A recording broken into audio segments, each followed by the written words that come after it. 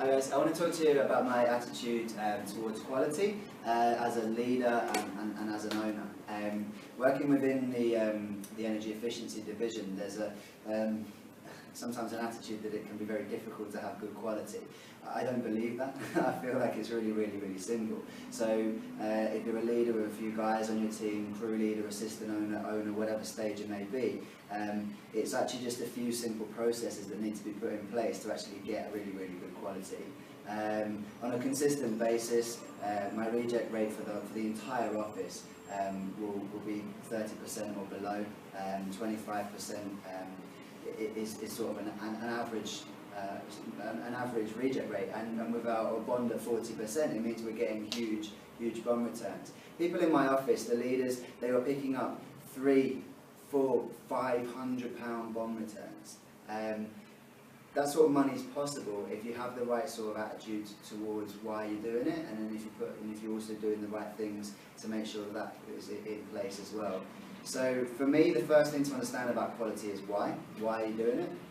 As I mentioned, the money is there.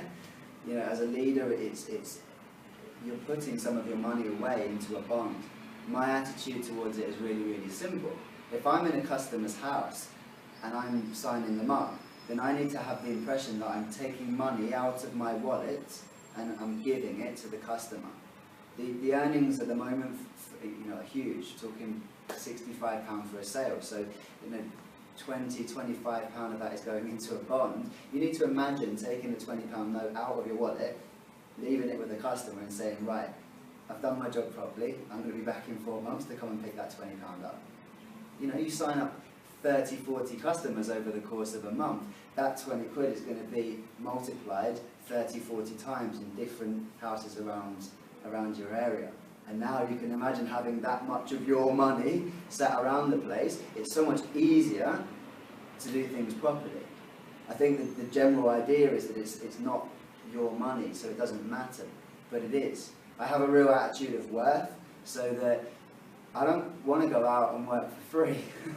I'm not going to sign a job up knowing that that's then going to cancel, because I'm basically just wasting half an hour of my time, because ultimately that's what happens.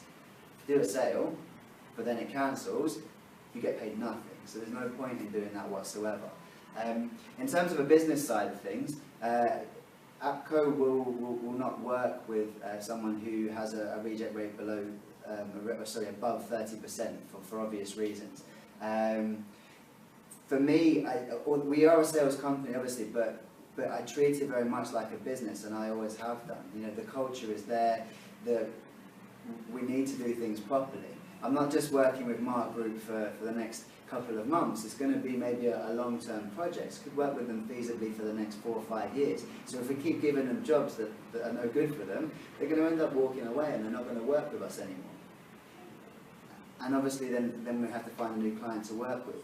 So it's really simple premise for me that if we're doing a sale in the first place, we need to make sure it's a good quality sale, so that we can keep the money, we don't have to end up paying that money back to the Mark Group as well. If you're not working in that sort of sense, then as I say, you're not running a business. It's like living in a fairyland, imagining that if you just do all these sales, it's going to work out, and people end up getting a lot of rejects at the back end. Front end of the business, loads of money, but then if it's coming all out the back end, it's not actually a business. You're actually not making any profits. So that's why the how is really simple. It's about creating a quality culture. It's about talking about it all the time. So I don't just talk about sales in the office, I also promote quality. So if people get no rejects for the week, I'll give them a high five and a bell just as much as I would do for the sales. So people will run around and get their high five based on the fact that they've got no rejects, just as much as getting the sales. So it's promoting it right from the word go. It's something that we'll talk about constantly. I have the reject rate up on the board so that people can see what rejects are coming through. And we're very open about it as well. Mine are up on the board as well. I don't hide away from it as an owner. If I get rejects coming through, then I get rejects coming through. I need the guys to see that that's on there as well, and then that also pushes me to make sure I do have really good quality as well. So it's really transparent. It's up on the board and people can see it straight away as well. Okay. I like to make sure that I'm explaining just different scenarios to people all the time as well. When people get started right away in my company, I make sure I explain the bond, the reject rates, the clawback period, really thoroughly. It's something that I will take time over doing. So when I'm running through all the agreements with the new guys, it's all written in there, but I think people often skim through it and just assume people will pick it up as they go. But I will explain the scenario and the way that I'm talking about it now in terms of going out there and physically giving your money out, imagining that. That's something that I will talk to the new guys as soon as they come into the business as well. The other thing you can do, particularly at the moment, we're quite lucky in this sort of world we're living in at the moment. We can use technology to our advantage. So I get calls and I get WhatsApp pictures all day long from guys saying, should I be doing this property? Is this going to cause a problem? And then I can discuss with them why it can be done, why it can't be done, just so that they understand what's right and what's wrong. As I said, the people in my office will come up to me on a weekly basis and ask about their rejects. They want to know their reject reasons. It's not like a surprise. I think sometimes the bond return can be like ooh, surprise, this is what it is, where it shouldn't be like that. For me, it's about using proper reporting. So I make sure I get a report through on a consistent basis that's showing me the future predictions of what's happening. So I know exactly how many sales have been done in a month, because that will be closed by now, and then I can see the rejects coming through one by one and how that is affecting their percentage, whether that means they've got enough in the bond, whether they're falling a bit short, and then there is no surprise, it's not a game. We need to run it as if it is a business and look at where perhaps someone might need to put a bit more money into their bond just to make sure that things are being done properly. The guys in my office feel the pain of getting the rejects, and they really hate it, and they'll be competitive. They love getting no rejects. They love the fact that if they've had no rejects for a couple of weeks, and they get excited about it, and it's something then that is ingrained culturally. So when new people come in, it's so easy.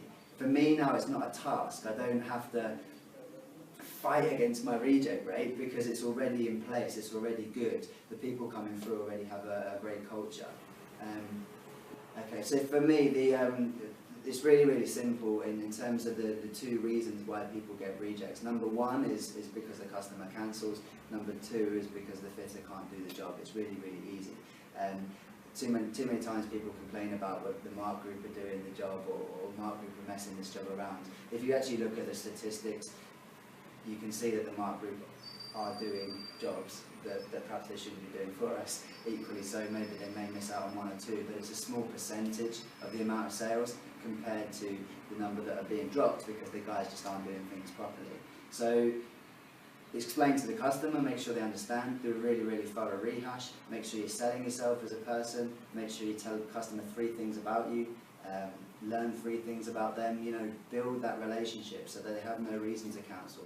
Make sure you explain what's going to happen, and then at the end explain what's going to happen again in a more concise way, so the customer actually really gets what they need to be doing over the next process. And make it seem important.